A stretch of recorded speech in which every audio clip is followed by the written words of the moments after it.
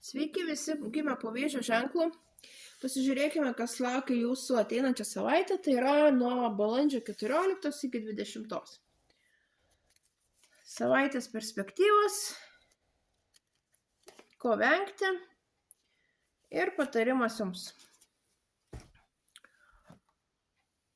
Vėžiukai ateinančią savaitę kovos.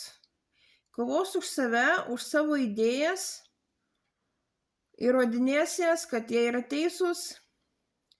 Kita savaitė iš vėžiukų pareikalaus tokių rimtų veiksmų, norint apginti save.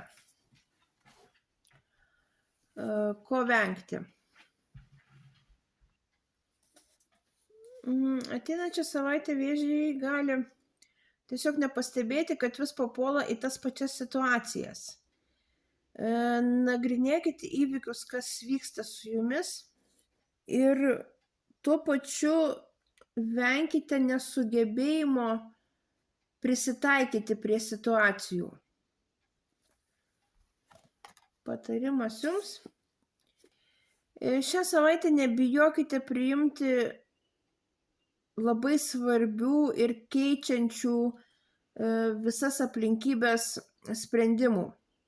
Tiesiog dabar atėjo toks laikas, kad reikia keisti viską, priimti rimtus, praktiškai likimą keičiančius sprendimus ir judėti į priekį.